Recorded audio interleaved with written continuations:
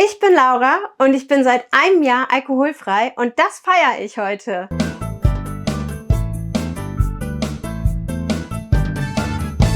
Ich habe quasi gestern, genau vor einem Jahr, mich dazu entschieden, keinen Alkohol mehr zu trinken und aus dieser Spirale auszusteigen. Ich bin eine Rauschtrinkerin. Das bedeutet, wenn ich an einem Abend was trinke, dann kann ich nicht mehr aufhören. Für mich ist der Alkohol dann wie so süßer Nektar. Ich mag ja noch nicht mal Nektar so gerne, aber so kann man es am besten beschreiben. Es ist für mich wie so süßer Nektar oder irgendwie so eine besondere Süßigkeit, von der ich nicht loslassen kann. Ich finde an diesem Abend kein Ende und am nächsten Tag fühle ich mich richtig schlecht. Nicht jetzt nur durch den Kater, den ich habe, oder es gehört vielleicht auch zum Kater dazu. Ich habe mich geschämt für Sachen, die ich nicht gemacht habe, die ich gemacht habe oder die ich gemacht haben könnte am nächsten Morgen.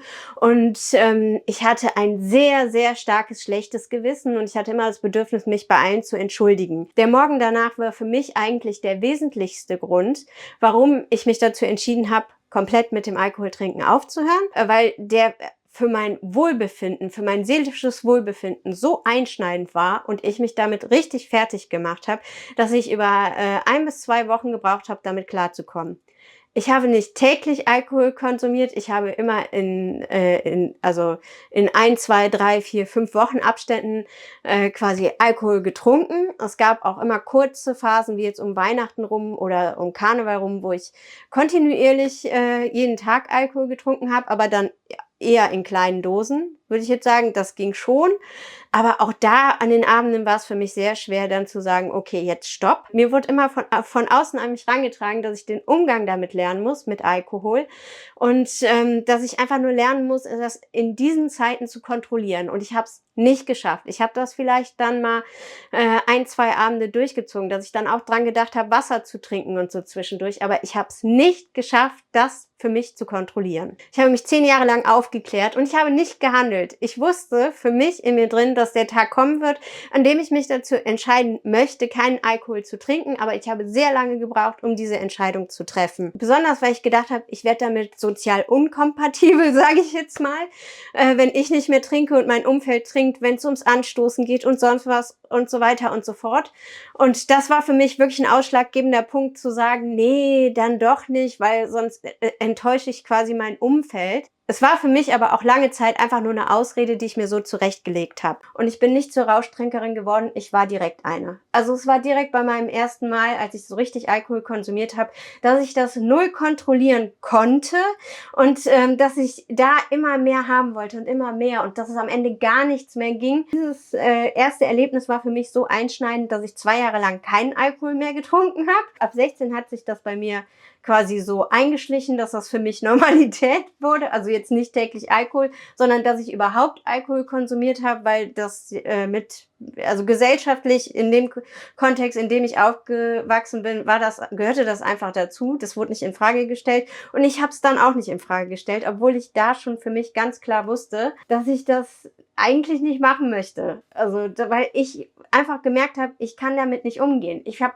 schon bei meinem ersten Mal gemerkt, oh, das kriegst du nicht hin. Und die Male danach, jedes Mal habe ich einfach gemerkt, ich kann damit nicht umgehen. Aber ich dachte halt dann immer, ich muss es lernen. Man muss nicht lernen, quasi seinen Alkoholkonsum zu kontrollieren. Man kann es auch einfach lassen. Wenn man für sich das nicht auf die Reihe kriegt, dann kann man es einfach lassen. Also Alkoholkonsum zu kontrollieren, während man Alkohol trinkt, ist halt auch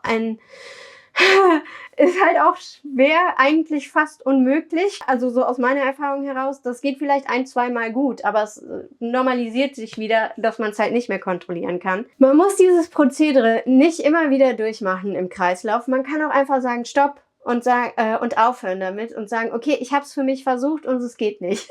Aber ich bin nicht zur Rauschtrinkerin geworden. Ich war einfach direkt eine und ich habe es nie geschafft, das zu kontrollieren.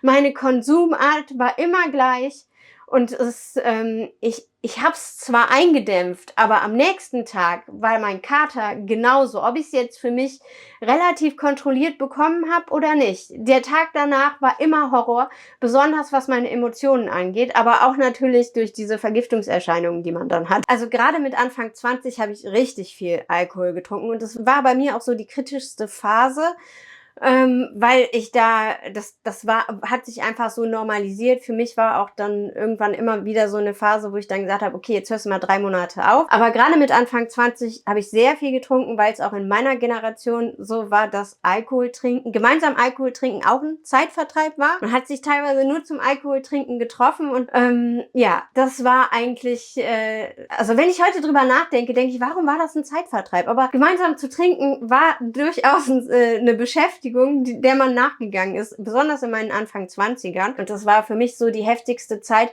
in der ich auch Alkohol genutzt habe, um einfach mal zu vergessen. Das hat sich bei mir dann nachher gelegt mit der Zeit. Also es wurde dann weniger, weil ich da auch keine Lust groß drauf hatte. Aber gerade so von 20 bis 25 war der Alkoholkonsum bei mir schon bedenklich, sehr bedenklich, weil es einfach auch meine anstrengendste Lebensphase war, in der ich viel durchlebt habe oder sagen wir, in der ich mich sehr viel weiterentwickeln musste, in der ich sehr harte Kämpfe für mich in meinem Leben zu kämpfen hatte.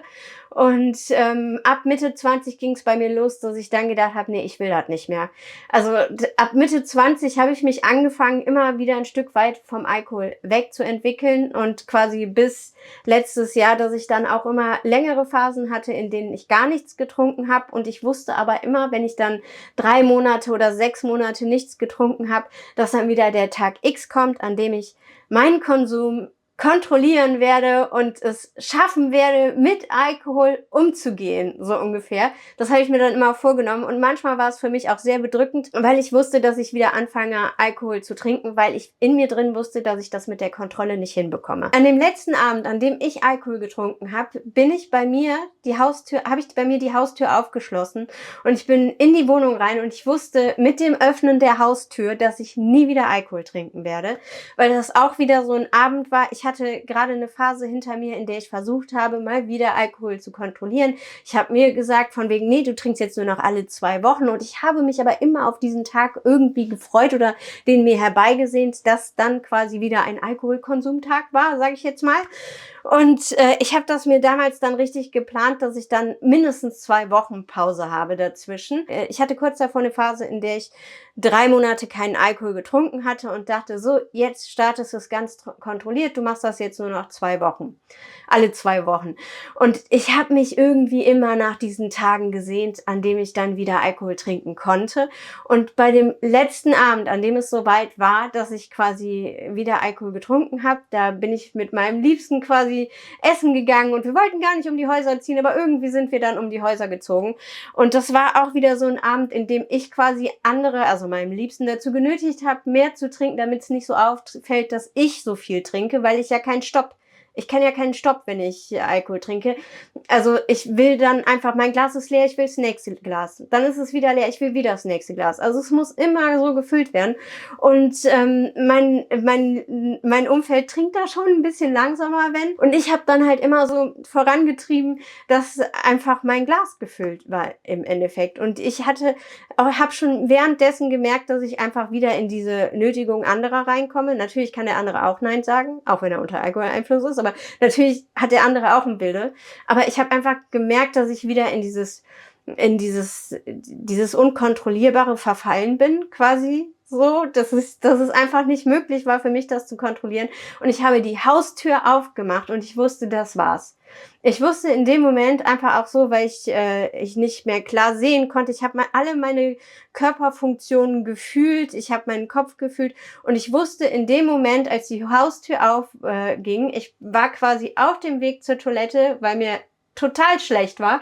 Wir sind noch mit dem Taxi nach Hause gefahren und mir wird sowieso beim Autofahren schlecht und mir war richtig schlecht. Ich musste alles so zusammenreißen, quasi in mir drin. Und ich wusste mit diesem Mal, kurz vor der Toilette, im Endeffekt, das war's jetzt. Es ist vorbei. Ich werde keinen Alkohol mehr trinken. Das war jetzt mein letzter Abend in Verbindung mit Alkohol. Und ich werde jetzt alkoholfrei. Das war für mich in dem Moment ganz klar. Am nächsten Morgen war ich mit dem auch noch sicher. Also die Entscheidung war quasi gefasst. Aber ich war sehr verletzt, weil ich mir eingestanden habe, dass ich etwas nicht kontrollieren konnte, was man kontrollieren können muss, gesellschaftlich gesehen. Und ich war sehr verletzt, weil ich einfach gedacht habe, ich habe versagt. Ich habe in dem Bereich versagt.